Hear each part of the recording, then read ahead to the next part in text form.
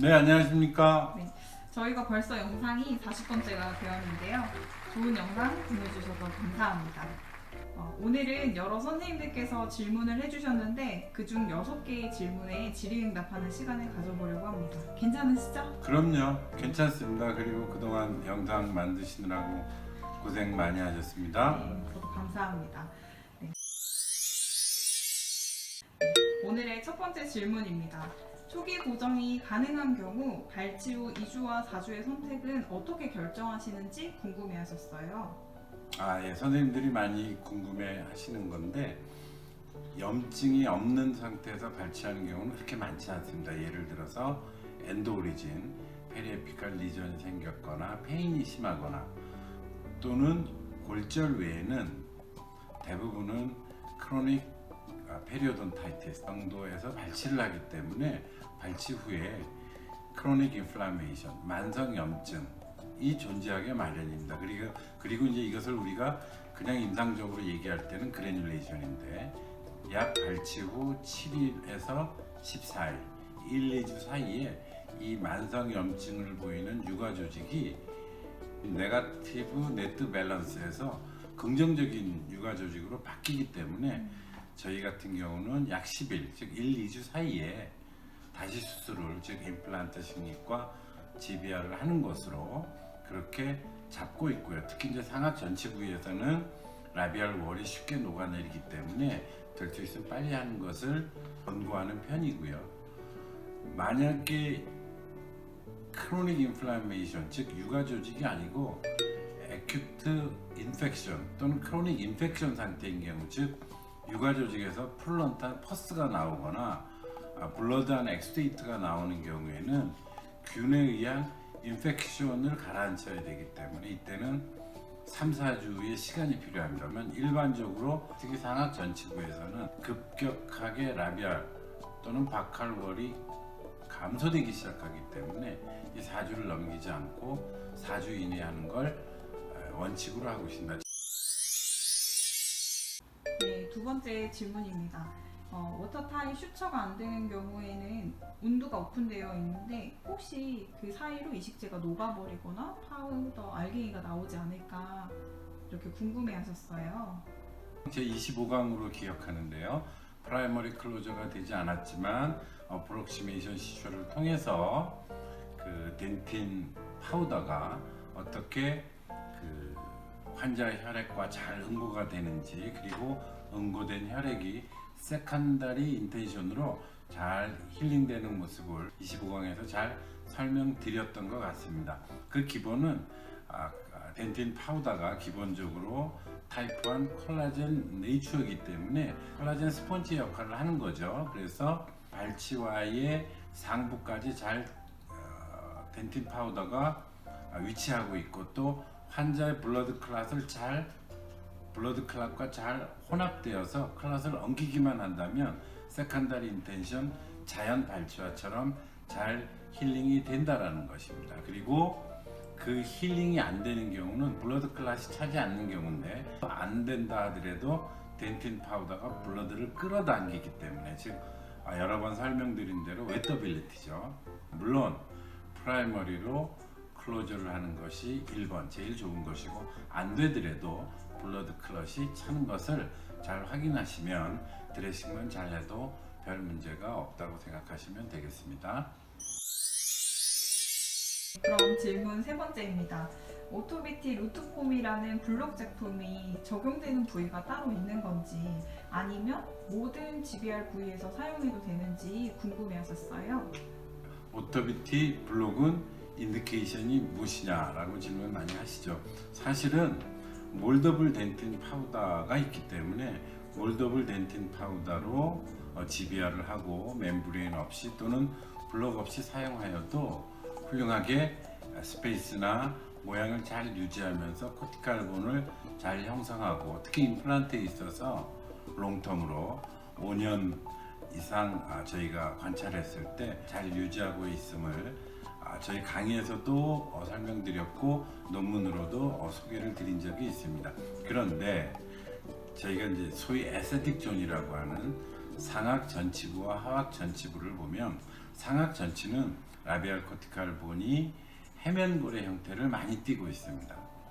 또 하악 전체에서는 라비알 코티칼 본이 굉장히 얇습니다. 그래서 잘 흡수가 되는 성격과 특성을 가지고 있기 때문에 거꾸로 두터운 코티칼 본을 형성하기에도 그렇게 녹록지만은 않습니다. 그래서 에스테틱 존에서는 이 오토비티 덴틴 블락을 쓰게 되면 라비알 코티칼 월의 생성에도 도움이 되지만 초기 서지컬 스테이지에서 볼륨을 유지하는 데 상당히 도움이 많이 되기 때문에 흡수를 방지해 줄 수가 있습니다. 그래서 굳이 인디케이션이라 한다면 첫 번째 인디케이션은 상하악 전체의 라비알 코티칼 본의 유지 또는 리페어에 상당히 유리하다. 그래서 첫 번째 인디케이션이 되겠습니다. 네, 질문 네 번째인데요. 이 질문은 37강의 강의를 보고 해주신 것 같아요. 페일된 임플란트를 제거하고 바로 새 임플란트를 심었다면 혹시 당일에 적용한 이 몰더블 이식제를 어떤 치아로 미리 준비하셨는지 궁금해하셨습니다. 자연치를 발치하고 수술하는 경우에는 그 자연치로 만들기 때문에 뭐 1주 내지 4주 사이에 기다리는 동안에 저희가 그 이식제를 만들면 되지만 지금 37강의 해당 케이스와 같이 그 페일한 임플란트를 제거해야 되고 당장 발치할 치아가 없을 때는 우리 한국치아은행의 치아 보관 서비스를 통해서 미리 보관해 놓은 환자의 사랑니를 수술 날짜에 맞춰서 미리 이식제로 만들어 사용하는 경우가 대부분이 되겠습니다. 또 이런 경우 말고도 보통 치아를 하나 가공하면 구치부의 경우에는 2군데 또는 3군데에 사용할 만한 이식제 양이 나오기 때문에 먼저 사용하고 남은 것은 재멸근을 통해서 보관해 두었다가 다시 사용할 수 있기 때문에 이 2가지 경우로 주로 환자에게 시술하고 있습니다. 네, 질문 5번째입니다. 연구소장님의 수술 영상에서는 몰더블 타입이 굉장히 많이 나왔는데 네. 혹시 파우더 타입을 사용하면 혼날림이 심하신지 궁금해 하셨어요. 아마도 이제 연구소장님께서는 자가치아 뼈 이식제를 오래 사용한 경험자이기 때문에 사용하기 편리한 것이 아닌가라고 물어보신 것 같은데요. 사용해보지 않은 선생님들에게도 조작이 쉬울지 궁금해 하셨습니다.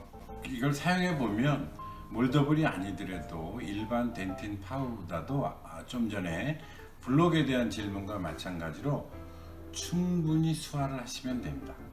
발치와 사이트에서도 환자의 피와 충분히 섞이도록 기다리시면 되는데 실제 기다리는 시간이 1, 2분밖에 되지 않지만 아마 그 부분이 어려웠던 것 같고 그 다음에 저 같은 경우는 몰더블과 일반 덴틴 파우더의 흩날림에 대해서 별 차이를 느끼지 못합니다.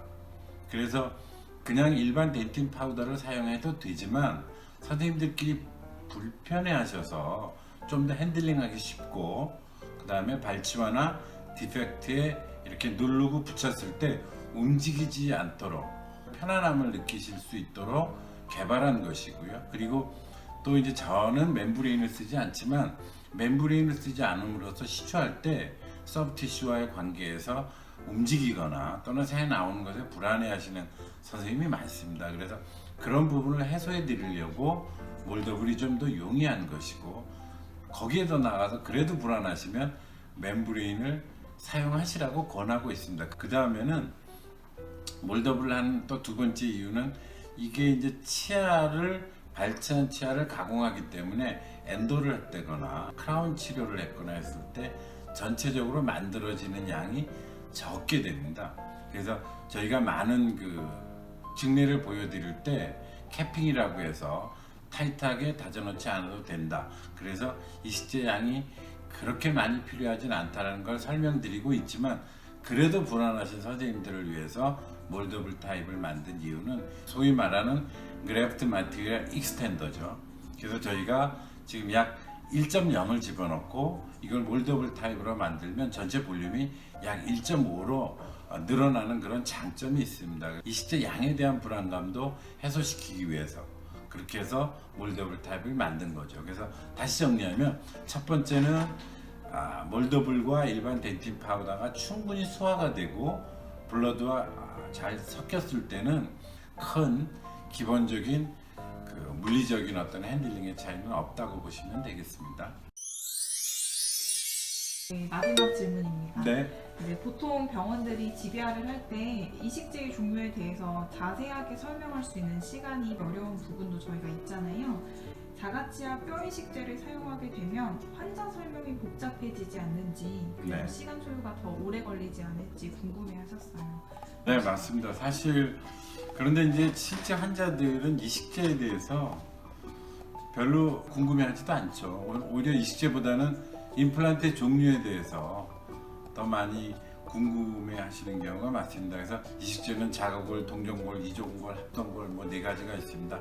이렇게 일반적인 설명을 하죠. 근데 이제 저희 병원 같은 경우는 복잡하게 설명하지 않고 환자가 이해하기 쉬운 수술 그림, 결과 그림 이런 것들로 도해로 설명을 많이 하죠. 환자가 이해하기 쉽도록 하기 위해서요. 근데 대부분 발치한 내치아를 쓰여진다라는 점이 의외로 환자에게는 약간의 그 안도감, 치아를 잃어버린 그 상실감에서 약간의 보상 심리를 좀 심어주는 것 같습니다. 또 최근 작년까지는 코로나 시대이기 때문에 오히려 그런 감염이라든가 바이러스에 대해서 좀 민감해졌기 때문에 본인 자신의 것을 사용한다는 데 대해서도 관심도도 높고 거기에 대한 안정감도 많이 느끼는 것 같습니다. 오히려 꿀팁이라 한다면 좀 자신 있다고 할까요? 환자에게 자신 있게 자가치아를 권했을 때 환자에게 좋은 인상을 주고 있는 것 같습니다. 꿀팁이 될지 모르겠네요. 네, 이렇게 6가지 질문으로 질의응답 시간을 가져보았는데요. 혹시 이제 자가치아 뼈 이식제를 사용하고 계신 선생님들께 하고 싶으신 말씀 있으시면 한마디 해주시면 감사하겠습니다. 네, 많은 선생님들이 이제 개인적으로 저에게 전화나 뭐 이렇게 질문하실 때 사용상에서 뭔가 다르지 않을까 생각하시고 질문하시는 선생님이 많습니다. 그래서 첫 번째는 자가치아 이식제는 발치하고 선생님들이 보내고 그 다음에 선생님들이 그걸 받아서 수술하는 과정만 다르고 실제 환자에게 적용하는 수식은 훨씬 더 편안하다 이렇게 생각하시면 되겠습니다. 그 다음에 이제 두 번째는 저희가 요양급여에 등재되어 있다는 거는 자가치아 뼈 이식제가 또 관련된 제품들이 연구 단계에서 임상 단계에서 롱텀으로 안전성과 유효성을 입증받았다는 겁니다. 그래서 특별히 어렵게 생각하지 마시고 궁금사항이 있을 때는 저희 유튜브 채널을 통하거나 이메일을 통하거나 질문 주시면 저희들이 바로바로 응대해서 대답해 드리니까 저희 유튜브 채널을 많이 이용해 주시기 바라겠습니다. 감사합니다. 대답이 잘 됐나요? 네, 감사합니다. 고맙습니다. 네, 오늘 시간 내주셔서 감사하고요. 앞으로 더 좋은 영상 기대하겠습니다.